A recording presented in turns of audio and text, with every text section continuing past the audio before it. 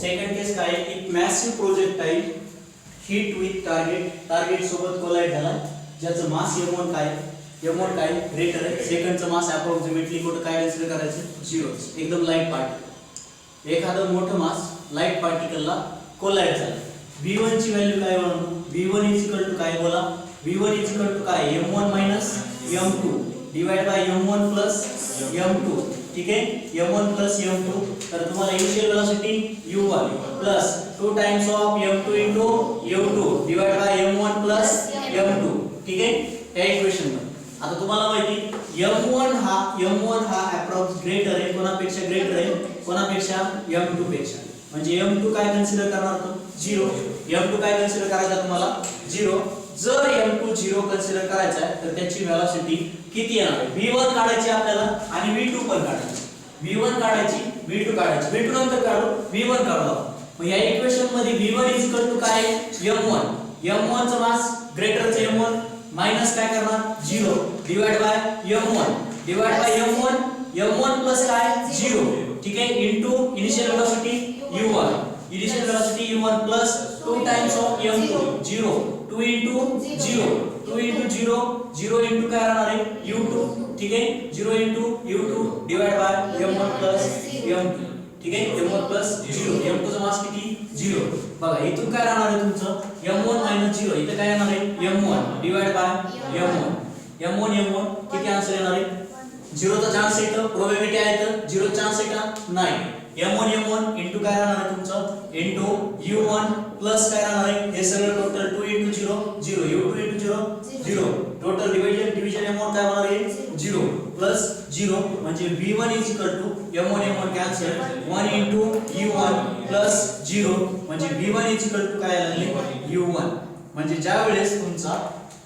एक large particle किंवा मोठा पार्टिकल किंवा एक मॅसिव्ह पार्टिकल ज्याचं मास खूप जास्त आहे कोणापेक्षा टार्गेट कोणाला म्हणतो आपण ज्याच्यावरती दुसरा ऑब्जेक्ट कोलाइड होणार आहे कोलिजन ज्याच्यासोबत होणार आहे ते पार्टिकल खूप छोटा आहे दुसरा सेकंड पार्टिकल खूप छोटा आहे त्याचं मास इग्नोरेबल आहे ते मास किती कन्सिडर केलं आपण 0 ते मास जर 0 कन्सिडर असं केलं असेल तर त्याची प्रोजेक्टाईल हिट झाल्याच्या नंतर कोलाइड झाल्याच्या नंतर वेलोसिटी किती राहणार आहे इनिशियल वेलोसिटीच्या इक्वल राहणार ठीक आहे v1 जे असणार आहे इनिशियली मॅसिव्ह पार्टिकलची जेवढी वेलोसिटी होती तेवढीच पार्टिकलची पण पार्टिकलची वेलोसिटी ज्यावेळेस मासेस सेम होते त्यावेळेस वेलोसिटी काय होती एक्सचेंज होती वेलोसिटी काय होती एक्सचेंज पण इथे काय वेलोसिटी काय एक्सचेंज होती का नाही वेलोसिटी जेवढी आहे तेवढीच मिळते ठीक आहे जेवढी वेलोसिटी इनिशियली मॅसिव्ह पार्टिकलची होती तेवढीच हिट झाल्यानंतर कोलिजन झाल्यानंतर काय राहणार आहे तेवढीच राहणार आहे सपोज एक मोठं टिप्पर आहे समजा आणि टिप्परला एखादा मच्छर कोलाइड झाला टिप्पर आणि मच्छरची कोलिजन झाली कोणाची टिप्पर आणि मच्छर आता एक टिप्पर आहे आणि दुसरं मच्छर आहे आता टिप्परची मच्छरची कोलिजन झाली तुम्ही मच्छरचा मास किती घ्या 0 म्हणजे त्या टिप्परची वेलोसिटी टिप्परला काय फरक पडणार आहे त्याची इनिशियली जेवढी वेलोसिटी होती तेवढीच वेलोसिटी राहणार समज में इनिशियली जेवढी वेलोसिटी होती तेवढीच वेलोसिटी राहणार आहे सेकंड पार्टिकल v2 वेलोसिटी काढायची बोला formula m2 m1 divide by m2 m1 divide by काय m1 m2 into u2 plus 2 times of काय u1 divide by m1 m2 ठीक आहे याच्यामध्ये काय अडचण आहे ह्या फॉर्म्युलाचा हाच आहे ना ठीक आहे इथं तुमचं m2 काय 0 v2 काय बनणार आहे तुमचा v2 बोला 0 m1 divide by m1 0 into velocity काय आहे तुमची u2 प्लस इथं 2 into 2m1 u1 divide by m1 0 ह्याच्यामध्ये काही चेंजेस होणार बघा v2 0 m1 divide upon m1 ठीक आहे इनटू काय राहणार आहे u2 ठीक आहे इनटू u2 इथं माइनस येतं ठीक आहे plus 2 times of m1 u1 divide by m1 cancel इथं काय कॅन्सल होते का इथं m1 कॅन्सल होते v2 u2 बरोबर आहे मायनस U2 प्लस किती राहिलं प्लस तुमचं इथं 2 M1 कॅन्सल झालं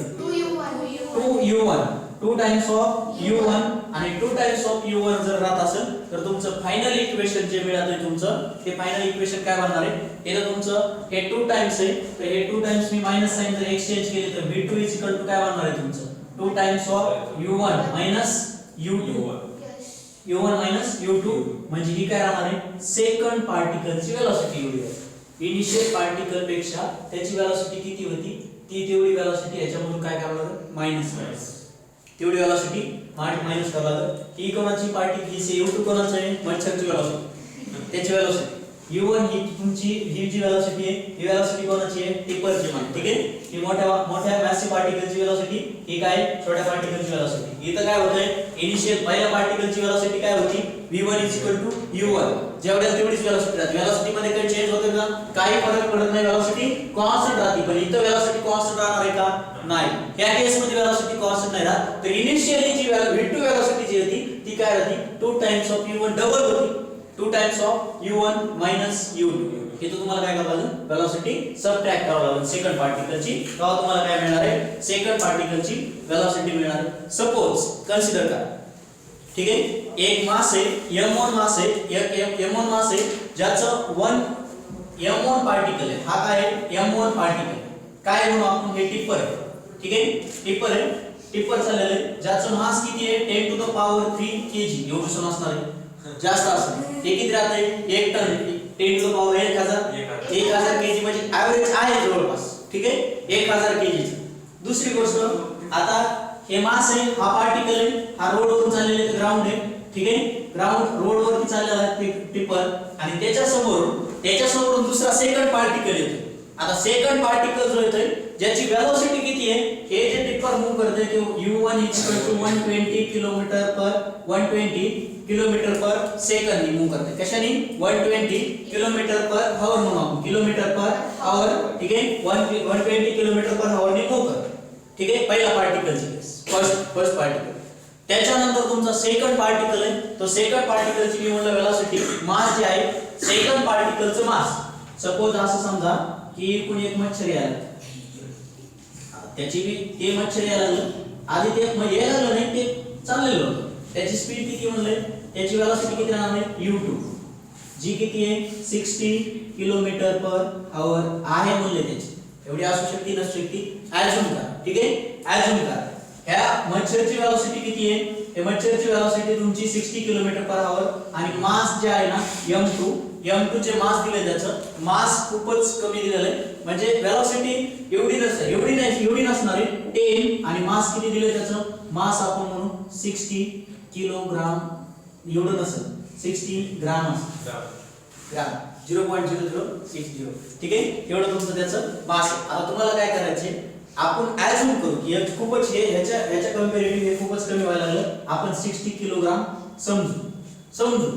समजायचं आहे का तेवढं मच्छरचं तेवढं वजन असणार आहे का नाही तेवढं वजन नाहीये आता हे जर ह्याची ज्यावेळेस कोलिजन झाल्याच्या नंतर v1 वेलोसिटी काय राहणार आहे आणि v2 वेलोसिटी काय राहणार आहे ही मला सांगायची v1 वेलोसिटी काय राहणार आहे आणि v2 वेलोसिटी काय राहणार आहे विशाखा v1 वेलोसिटी काय राहणार आहे v1 वेलोसिटी काय राहणार आहे v1 वेलोसिटी इनिशियल वेलोसिटी जेवढी होती तेवढीच वेलोसिटी राहणार आहे ना वेलोसिटी बदलणार आहे का त्या टिप्परची वेलोसिटी मच्छरला धडकल्यानंतर चेंज होती का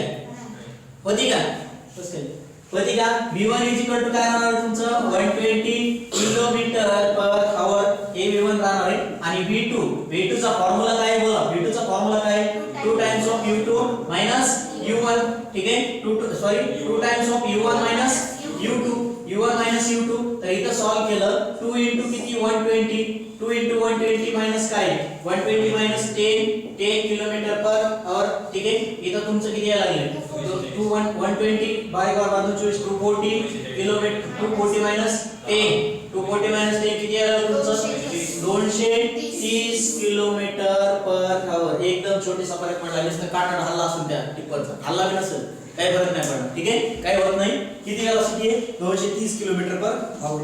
समजलं प्रॉब्लेम छोटासा घेतलाय, थेरी नाही दिली त्याची प्रॉब्लेम बेंची पण लगेच दिली. काय होतं, एक टिपर होतं, एक छोटासा पार्टिकल किंवा एखादा दुसरा मच्छरच्या ऐवजी असं समजा एखादा सायकल घेऊन एखादा पीपल चाललेला, एखादा पर्सन चाललेला आहे सायकल वर, त्याची वेलोसिटी किती 10 किलोमीटर/आवर, एकदम स्लोली चाललेला आहे तो त्याचा नॉर्मल. ठीक आहे, काही डोक्यामध्ये विचार असतील तो चालला असं हळूहळू चाललेला. ठीक आहे, वरतून ऊन पडलेलं आहे, आधीच घाम निघतोय. परत हे टिपर आले, टिपरची स्पीड 20 किलोमीटर/आवर. हे पाठीमागून आलं, उडून टाकलं. उडवल्याच्या नंतर काय होणार आहे, त्याची वेलोसिटी काय होणार आहे, v1 वेलोसिटी, त्या टिपरची काही वेलोसिटी कमी नाही होणार. ते ज्या ऑब्जेक्टला उडवलंय तो ऑब्जेक्ट उडून बाजूला जाईल, बरोबर आहे, तो बाजूला जाईल. आणि ह्याची वेलोसिटी काय राहणार आहे तुमची, जी v2 वेलोसिटी जी राहणार आहे, ती वेलोसिटी तुम्हाला उलट सायकलला काय होणार आहे, सपोर्ट होईल. सायकलला काय होणार आहे, सपोर्ट. आहे त्या स्पीड पेक्षा डबल पळणार, किती आहे त्या स्पीड पेक्षा डबल होणार आहे. 230 किलोमीटर/आवर त्याच्या ओरिजिनल ओरिजिनल जी वेलोसिटी होती त्याच्यापेक्षा किती 10 किलोमीटर/आवर होती. आता किती झाली, 230 किलोमीटर/आवर झाली. ठीक आहे, क्लिअर आहे, कन्सेप्ट क्लिअर आहे, लिहा.